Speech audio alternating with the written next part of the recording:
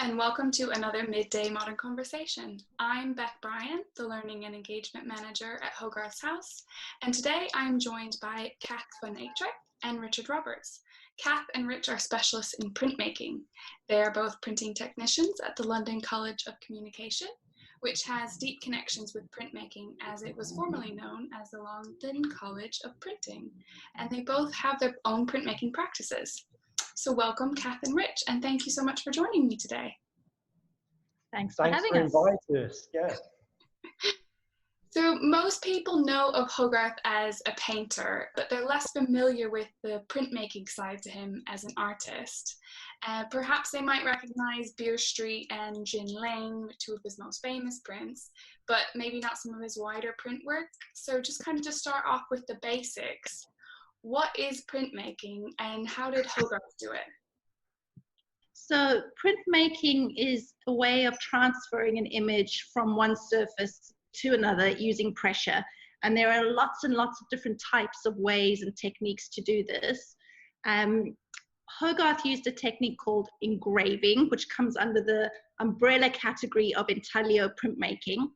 And essentially what it is using a carving tool to carve into a sheet of metal and to cut out areas that then get filled with ink, which then get transferred onto paper.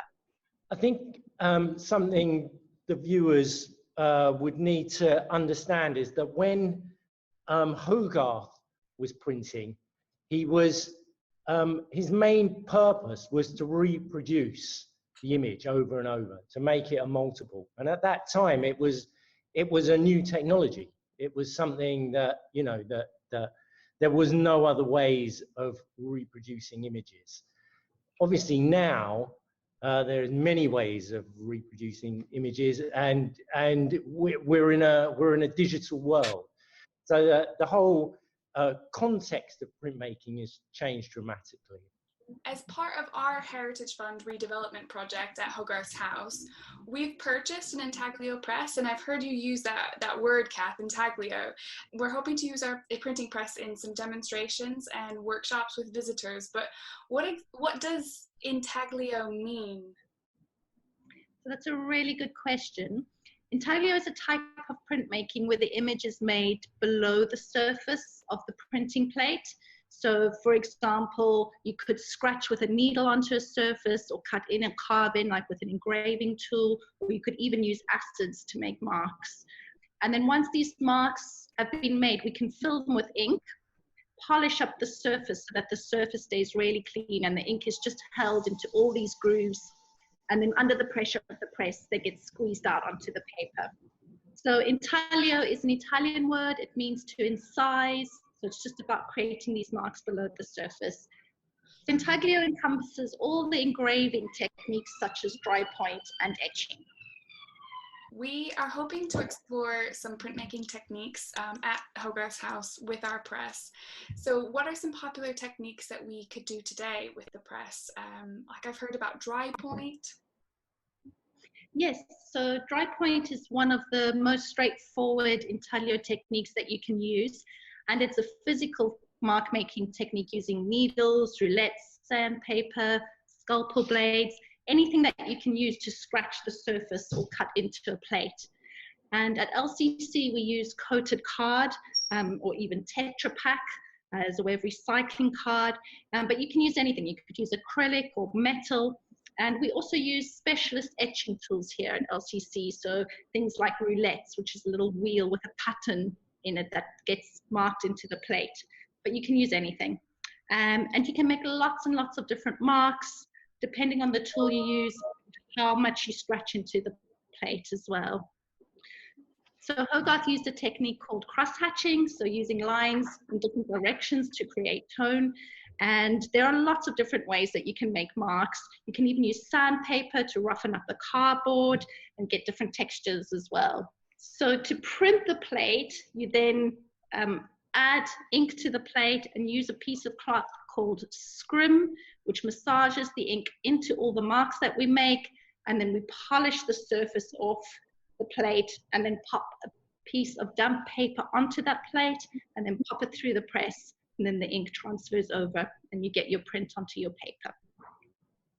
Okay, so you kind of make your lines, you rub them all in, and then when you use the wet paper, then it squeezes them out into the same pattern that you've created. Have I got that right? That's correct, yes. And how does etching differ from dry point? So etching is a very similar principle, but instead of you physically making the mark, we get acid to make the mark for you. So we coat a metal plate in a wax, and then we remove the wax with a needle, so you can get a lot of really fine detail in there, but you can also be quite free with your movements. So with engraving, it can often be quite rigid or linear, the marks. It's quite difficult to physically cut into a plate. Whereas with etching, because you're just removing a very thin layer of wax, you can be quite free with it. And where the wax is removed, the metal is exposed, and then we place that plate into a tray of a weak dilute acid, and then the acid eats away the metal. And where it's eaten away the metal, or bites into the metal, that creates a groove that we can then fill up with ink in the same way as we would a dry point plate, and then put it through the press. Okay, so dry point and etching are more similar. We can create some things that are more similar to Hogarth's work in a way. Are there any other sort of types of printmaking techniques that we can use with our press at the house that might be very different from Hogarth's work? Yes, there are, Beth. There's a couple of really nice techniques that are really fun to do, very easy to learn. And the thing with Hogarth, you know, his work was very skilled. He had to be a great draftsman. He had to be a great engraver. That takes many years of practice.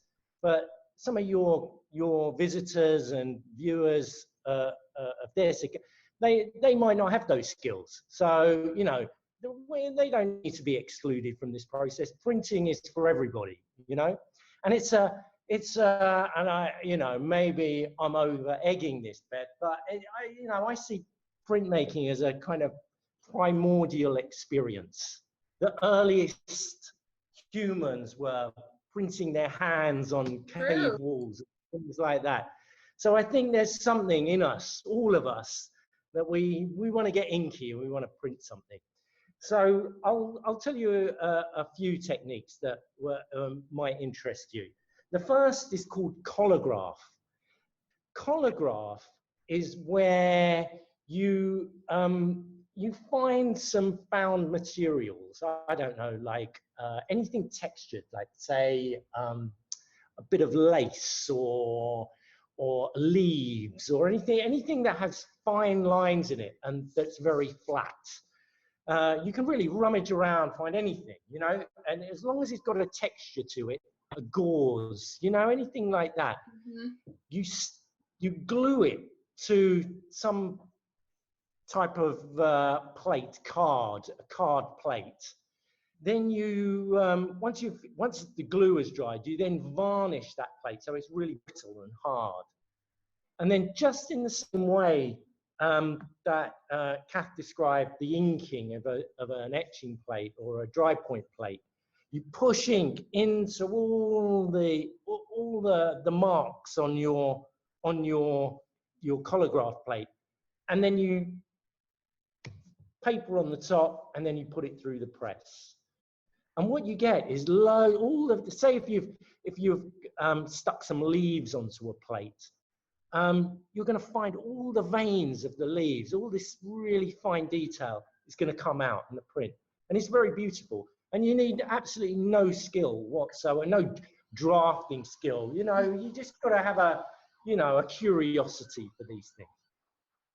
That's fantastic, because we have our garden outside, so we've got loads of materials and textures and things that we can use. It's all about the ephemera. Looking through old drawers, you'll find amazing things, and you ink them up, put them through the press, and then they can look incredible. Fantastic. There was another one? There is. It's called blind embossing. That's its full title. We normally just refer to it as embossing or debossing. Okay, so for embossing and debossing, there's actually no ink involved, but you are still using the press. and you can get a bit of card, for instance, say 1 millimeter thick card, get a craft knife. I like using a hole punch as well. You can do lots of things. Yeah, anything that you can cut in size into the card, cut through the card, make holes in the card, any tool that you can find. A needle you could use, a thick needle, maybe more like a nail actually. Anything that you can make holes or marks into the card. And then you put that on the press, you dampen your paper, put it on top, run it through the press, and you can get some really lovely results. And it's all about the shadows and highlights. So when you look at it in the light, that's where it will give you a kind of 3D look. Again, no skill needed, but it's super fun to do. Fantastic, because me as not a skilled printmaker myself, I can't wait to start using the press now, because I'm a little bit more confident that I don't need any of this artistic expertise that you guys have honed over all of the years. So that helps us get some people of all ages who are new to printmaking. This is fantastic. Thank you so much. That's right there. All they need is enthusiasm. Yeah. We have that. Which brings me on to actually learning printmaking techniques that requires to get to your level a lot of skill, a lot of time and training to develop. I'm sure the process has changed over all of these hundreds of years. We know that Hogarth learned to engrave through an apprenticeship with an engraver, and he only completed 5 of the 7 years and was good enough to continue on in a career. But in terms of how do people, I guess, learn the craft today, apart from taking some courses at Hogarth's house? Well, there's many ways you can do it. You can go through a kind of structured learning routes. You can go to evening colleges. There's lots of evening colleges that run printmaking workshops. You could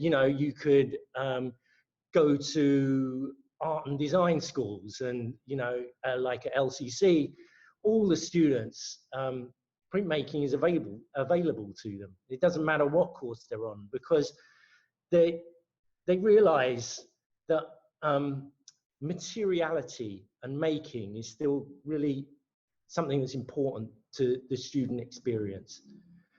Thinking through making is really important. But also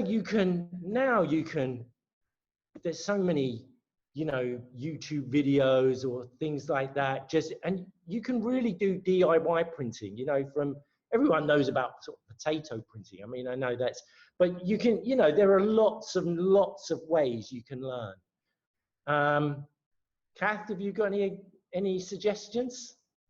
Really, just to say that I guess here at the college in particular, we really encourage students to come in and just experiment. So to not worry too much about developing a high skill level at the beginning, to come in and try everything, to experiment and to explore, try as many different techniques as possible, come and spend time in the rooms, get comfortable in here, get confident.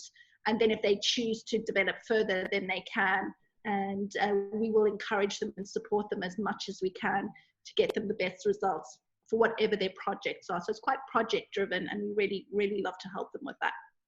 Oh, that sounds brilliant. We have a very similar just have a go kind of attitude at the house as well. And, there's creativity in everyone. I think the beauty of printmaking and many of these physical processes is that, especially in this time where we're spending so much time looking at our screens, it's really great to turn our screens off sometimes and to make something, to actually physically feel how, put it through a physical process like printmaking. It's the joy it can bring, and it gives you it gives you a sense of well-being and achievement. It's not to be understated. A lot of our students, you know, they absolutely love it because they're spending so much time, you know, on digital platforms. It's just a breath of fresh air for them to do, you know, some of these more physical techniques, to be in the physical world, as I like to say. It may be an old technology, but if you've never used it before, it's a new technology. So printmaking can really help you to locate your place in the world because it's physical. You're touching materials. You're having to go through a physical process of moving from one part of the workshop into another, handling things in a specific way. You're really making contact with those materials and with those methods and with those actions. And so you're not just in your thinking mind, although you are thinking through making, there's nothing virtual about it. And so it's this tactility that is just so wonderful, that really helps, I feel, to really root you in a sense of being part of your environment, which I think is really valuable. Absolutely, I couldn't agree more, and definitely something that we want people to feel when they come and visit us as well, is that sense of place. That's fantastic. Thank you so much. That was absolutely fascinating. I can't wait to start using our printing press at the house. So we hope to welcome visitors back to the site soon. You can find more about Hogarth's House at our website, hogarthshouse.org. You can also subscribe to our newsletter or follow us on social media. And we'll be back next month with another Midday Modern Conversation. But for now, it's thank you very much, Kath and Rich. Thanks, Beth. Thanks for having us.